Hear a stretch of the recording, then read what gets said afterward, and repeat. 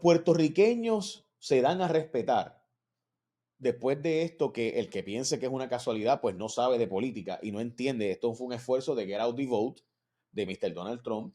Esto es un esfuerzo que, por si acaso, es un esfuerzo pensado y analizado. Y si usted piensa que no, y que se trae a un comediante que hace chistes raciales en un evento como este, a 9 días de las elecciones, y no se sabe, y es una pura casualidad, usted piensa que es un entrampamiento, pues usted es un imbécil. Mala mía por decirlo, pero usted no, ¿verdad? Se cree. Nadie debería creerse algo que, ¿verdad? Y por Dios, o sea, si usted cree eso, imbécil por si acaso me refiero, ignorante, ¿no? Usted no sabe de política básica. Y esto es un esfuerzo de sacar a sus electores en masa, porque Donald Trump ya piensa que con los electores que él tiene, suficientes, si simplemente salen a votar en masa, él va a ganar. Y de nuevo, ahí está el evento donde con Anuel AA fue, ¿verdad? Sí, vota con nosotros, pero de lejito. Lo mismo con Nicky Jam en otro evento, y ahora con esto de Tony Hinchcliffe. Sí, queremos hacer un evento de Madison Square Garden con los latinos, con los puertorriqueños, con los dominicanos, pero ustedes allá y yo acá. Y eso es una estrategia bien pensada. Y es una forma también de sacar su electorado.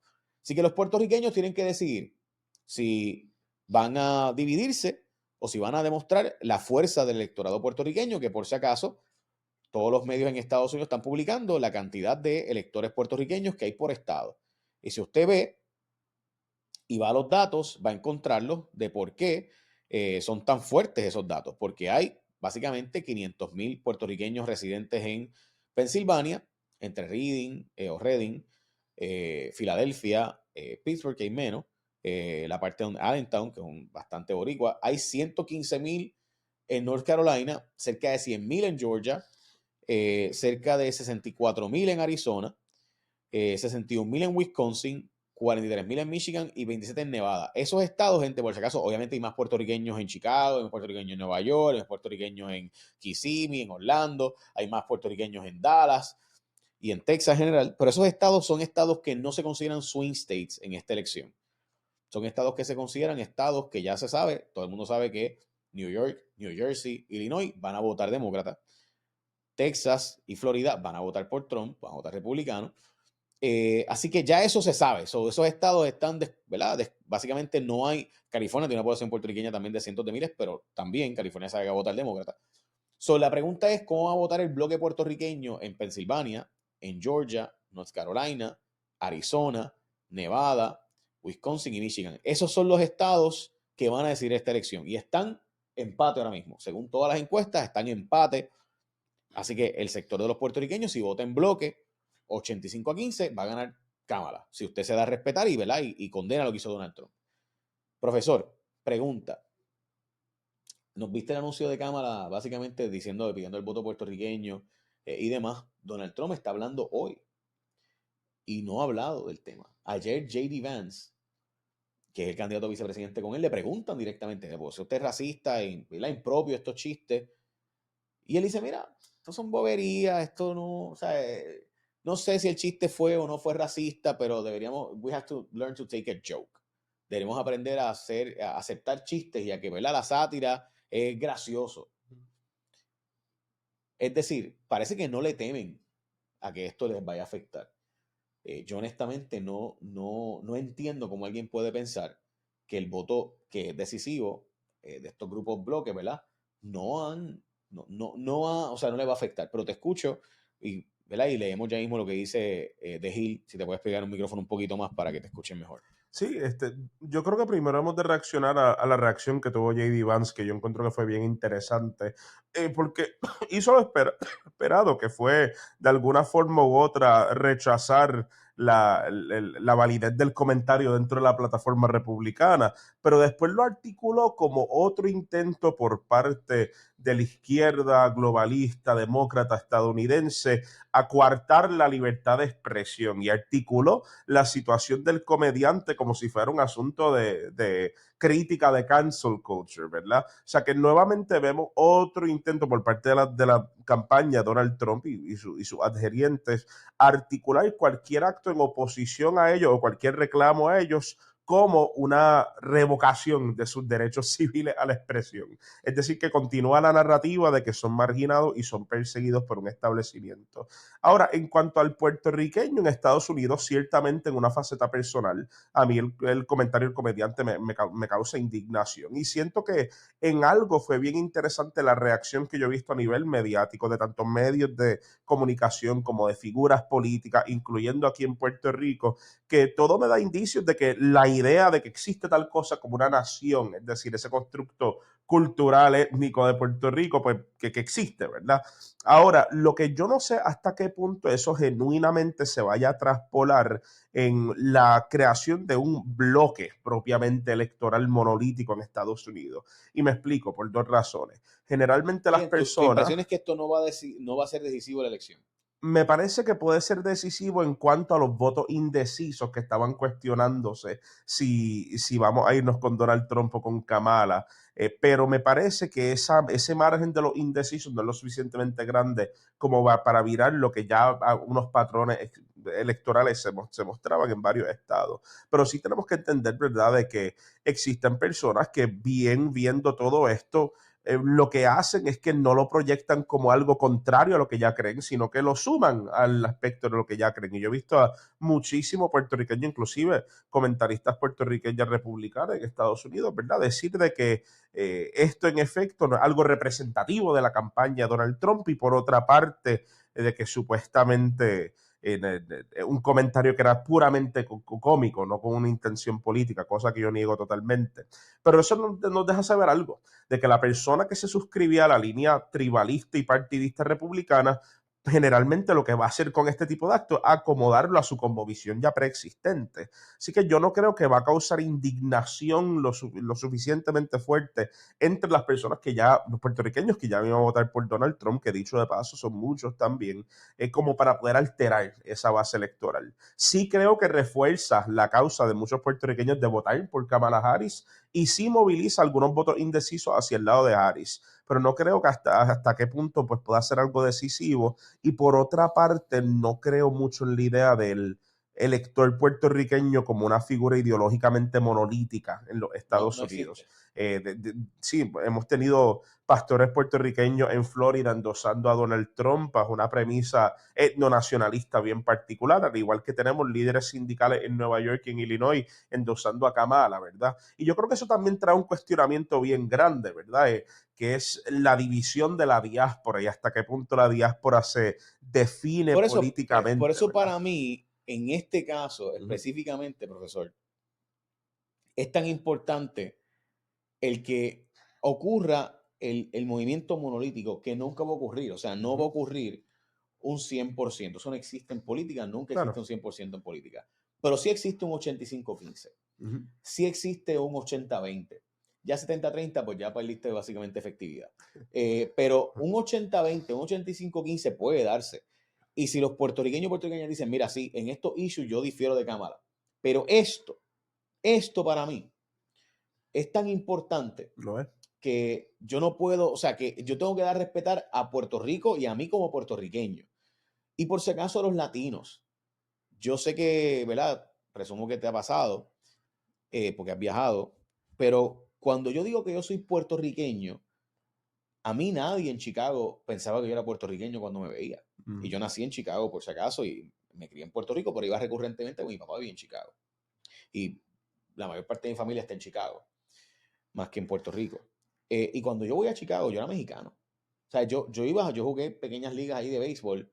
Por ejemplo, yo era mexicano. O sea, nadie pensaba en que yo era puertorriqueño, porque la inmensa mayoría de los latinos de Chicago eran mexicanos.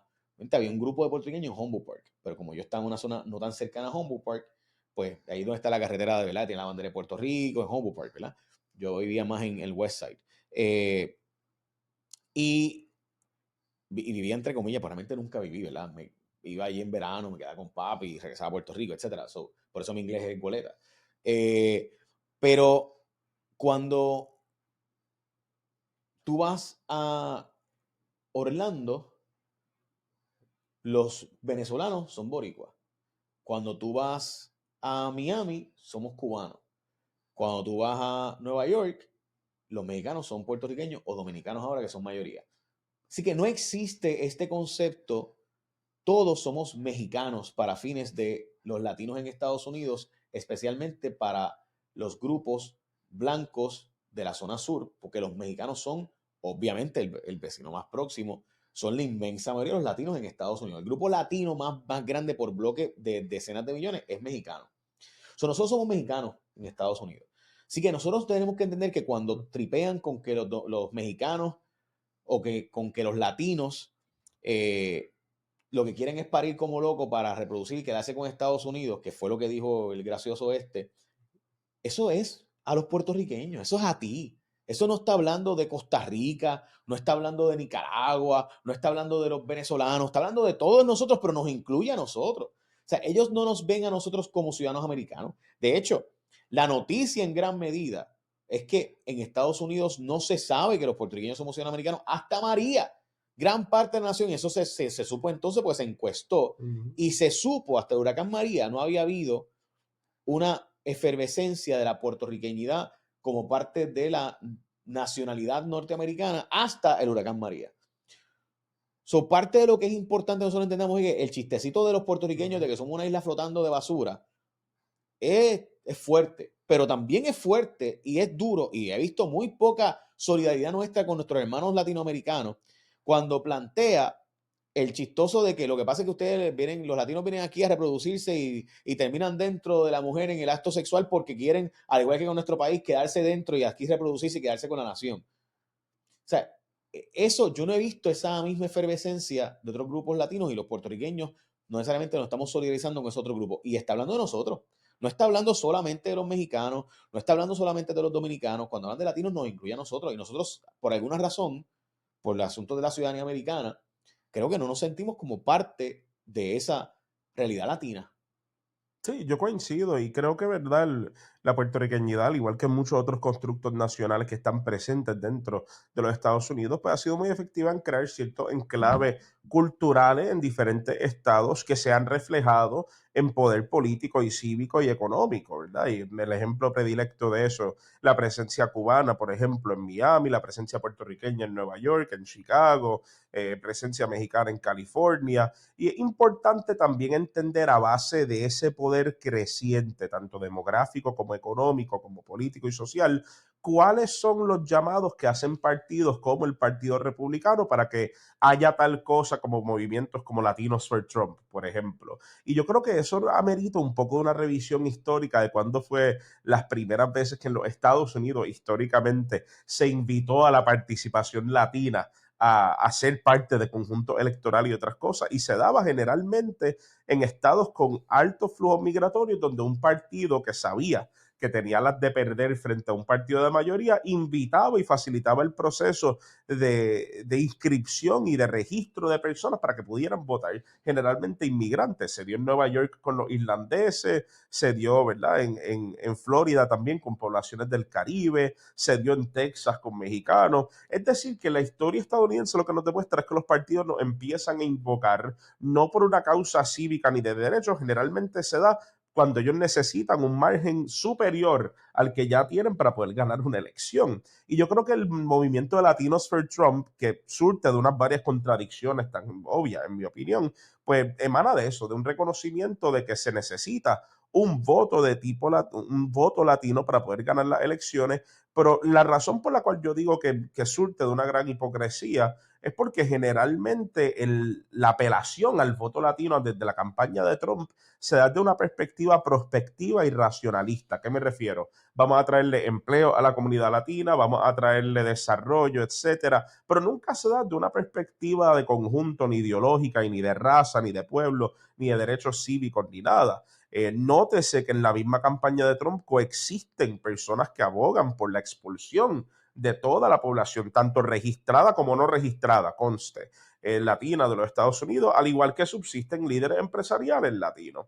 Y ese tipo de contradicción tangente solamente se puede dar cuando hay una utilidad en conjunto. Para los que no saben de lo que está hablando, Donald Trump propone en sus propuestas de gobierno y en sus campañas recientes activar a la Guardia Nacional y el Ejército para ir a sacar a los latinos o a los ciudadanos, a los que no sean ciudadanos americanos, Y después hay gente que plantea que se va a llevar a todo el mundo enredado porque, pues, como, o sea, te arrestamos y te mandamos y después preguntamos si eres ciudadano o no. Y que Es va a correcto. llevarse a un montón de gente que, como nosotros, tenemos ciudadanía, pero el law enforcement officer, o sea, el policía que te va a llevar, o en este caso el ejército, no va a estar preguntando, ¿tú tienes tu pasaporte encima? Ujú, Que parecía un poco la cédula hitleriana, ¿no? De donde tenías ujú. que, o sea, tenías que tener el número, registrar el puesto. O sea, es una cosa bien loca, ¿no?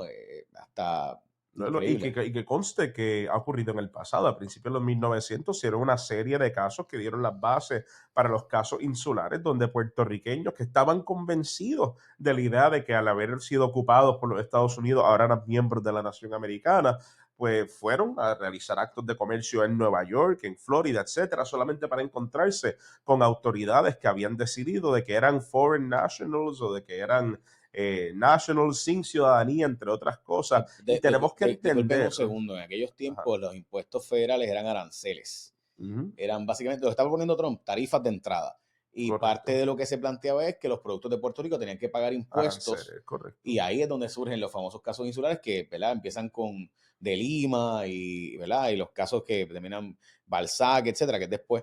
Pero en síntesis, o sea, eso es importante entenderlo porque Donald Trump está planteando algo parecido, volver a las tarifas, Lo es, volver a los impuestos de y creo entrada. que también, por otra parte, invoca un discurso necesario en el presente, porque nuestra situación, por cuanto los estadistas quieran argumentar de que o sea, análoga a la de un ciudadano estadounidense, no lo es. Ujú. Tenemos una disposición de ciudadanía por ley con unas limitaciones sumamente altas, y pensar de que pudiéramos ser dispensados no es algo tan lejos de la realidad, más aún si una campaña como la de Donald Trump entra. Así que yo creo que la situación del chiste del comediante, la indignación no debería emanar solamente del chiste, yo creo que debería emanar del silencio preocupante que hay alrededor de ellos, y de un silencio que lo que supone es que en el caso de que otra cosa como esta, dígase un chiste, dígase una pieza de legislación, una resolución, una orden administrativa, surja, de que la tradición va a ser silencio, de que la expectativa va a ser de que no vamos a acomodar ese interés. Y yo creo que eso debería causar una seria reflexión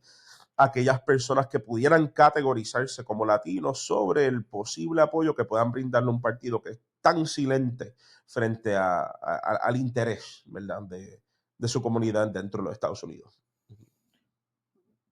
¿Crees que va a ser decisivo el voto puertorriqueño o realmente vamos a seguir igual de divididos como está la nación? Yo creo que va a ser decisivo dentro de ciertos estados. No sé hasta qué punto sea decisivo a nivel de la contienda nacional, pero yo creo que, ¿verdad?, es contingente precisamente sobre lo que tú dices, la capacidad de ese voto puertorriqueño de morfarse en lo que pudiéramos asemejar utópicamente como un bloque, cosa que yo dudo que va a pasar, pues, por el tribalismo político que usualmente tienen estas elecciones. Pero yo creo que si en algo ese voto va a ser decisivo, va a ser en cuanto a los puertorriqueños indecisos de por quién va a votar, no los que ahora mismo están registrados en un partido u otro. Así que un voto importante, no le resto importancia. No sé hasta qué punto vaya a ser decisivo como está dividido ahora, pero si se forma en un bloque, sin duda alguna. Lo veremos en la práctica, porque el problema siempre ha sido que los puertorriqueños somos bien ávidos a hablar y opinar, pero no a actuar y darnos a respetar. Yo de nuevo, si a mí un demócrata hiciera algo como esto, pediría el voto en contra, aunque fuera Igual. republicano el que ganara. Y esto me parece que simplemente, de nuevo, a mí no me molesta que usted me va a decir a mí, mira, voy a votar con Trump porque que Kamala representa la extrema liberal progresista y yo no estoy de acuerdo con los valores de esa extrema liberal progresista. Lo entiendo, no tengo problema.